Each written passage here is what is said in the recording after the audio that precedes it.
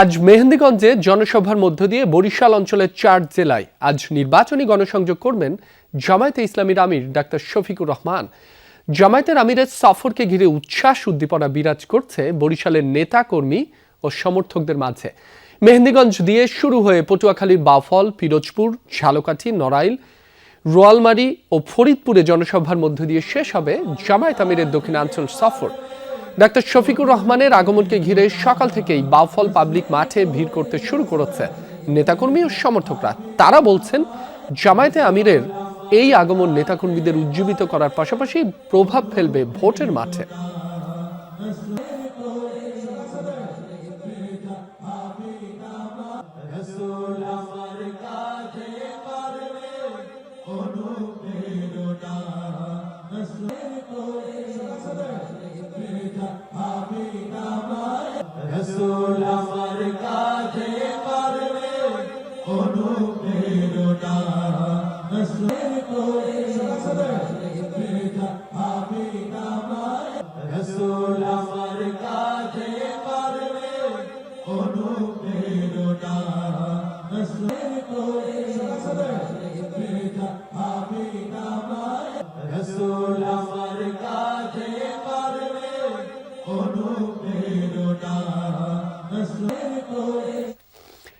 পটুয়াখালীতে জামায়াত আমির doctor Shafiqur রহমানের নির্বাচনী জনসভার বিষয়ে জানাতে যুক্ত হচ্ছেন সহকর্মী ফয়সাল মাহমুদ।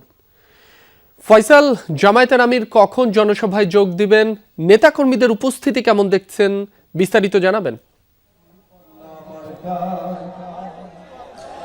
রাব্বি, জামায়াতের আমির মূলত প্রথমবারের মতো নির্বাচনী জনসভায় যোগ দিতে বরিশাল বিভাগে আসছেন এবং সেই সফরটি মূলত শুরু হচ্ছে বরিশাল বিভাগের মেহেন্দিগঞ্জের যে জনসভা রয়েছে সেখানে।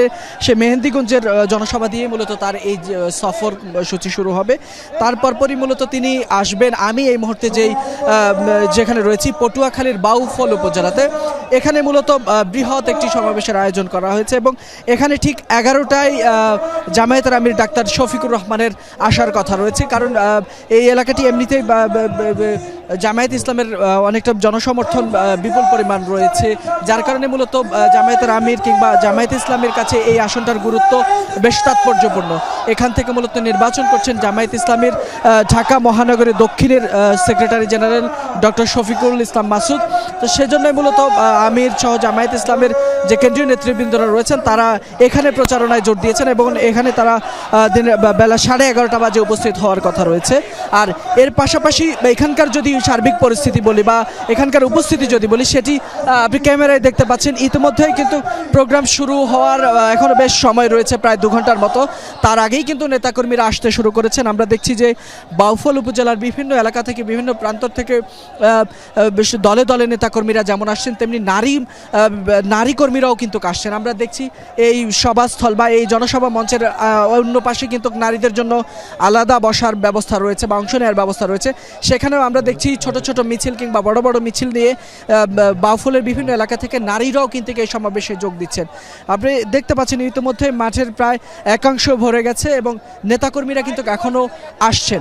আমির যেহেতু আর হয়তো ঘন্টা 2 পরেই তিনি মেহেন্দিগঞ্জের যে জনসভা সেটি শেষ করে এখানে আসবেন এবং এই পটুয়াখালীর বাউফলের সমাবেশ শেষ করে জামায়াতের আমির তিনি যাবেন পিরোজপুর, সেখানে জনসভা রয়েছে। তারপরই জামায়াতের আমিরের তিনি যাবেন ঝালকাঠিতে, সেখানেও একটি জনসভা রয়েছে। সেখানেও দলীয় যে প্রার্থীরা রয়েছেন তাদের পরিচিতির পাশাপাশি সেখানে তাদের হাতে যে 11 দলীয় ঐক্যজোটের যে প্রতীক রয়েছে সেই প্রতীকও তুলে দেবেন। এরপরই তিনি চলে যাবেন ঝালকাঠি থেকে নড়াইল থেকে মূলত যাবেন ফরিদপুর। তারপর তার ফরিদপুরের সমাবেশের মধ্য দিয়ে তার এই বরিশাল বা দক্ষিণাঞ্চল সফরের সমাপ্তি হবে আজকে।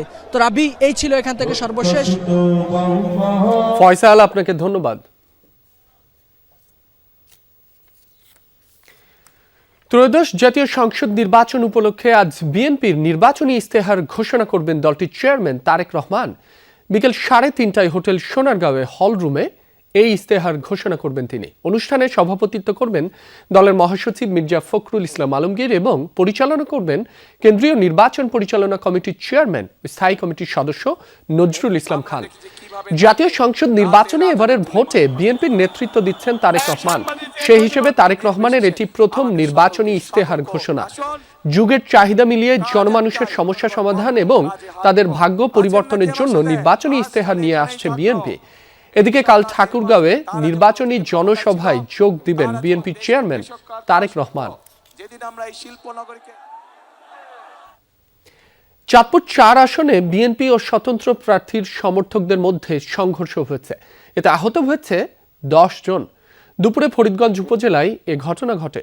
সকালে উপজেলার মুন্সিরহাট এলাকায় এই ঘটনা ঘটে। স্থানীয়রা জানায়, এলাকায় গণসংযোগের সময় বিএনপি ও জামায়াত নেতাকর্মীরা মুখোমুখি হলে উত্তেজনা দেখা দেয়।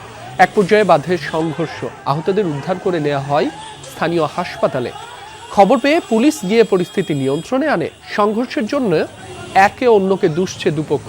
মারামারির পর এলাকার পরিস্থিতি থমথমে।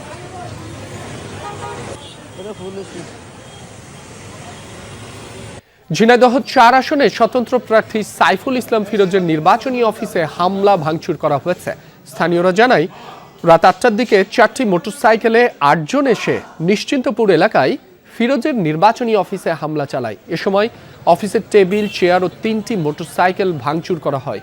অফিসের মধ্যে একটি ককটেলও নিক্ষেপ করা হয়, কিন্তু সেটি অবিস্ফোরিত থাকে। পরে পুলিশ এসে ককটেলটি উদ্ধার করে।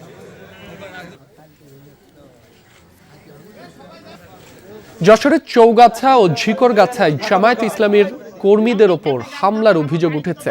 জামায়াত কর্মীদের অভিযোগ, বৃহস্পতিবার সন্ধ্যায় চৌগাছার হাজিপুর গ্রামে প্রচারণার সময় তাদের ওপর হামলা করা হয়।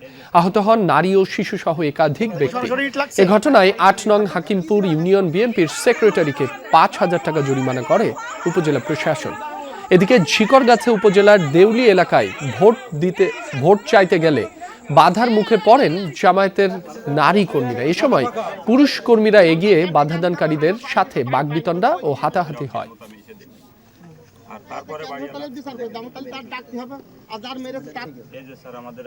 গাজীপুরের কাপাসিয়া উপজেলায় জামায়াত বিএনপির কর্মী সমর্থকদের সংঘর্ষ হয়েছে।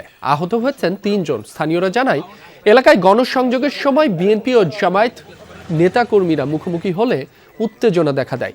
এক পর্যায়ে বাধে সংঘর্ষ। আহতদের উদ্ধার করে নেওয়া হয় স্থানীয় হাসপাতালে। সংঘর্ষের জন্য একে অন্যকে দুষছে দুপক্ষ।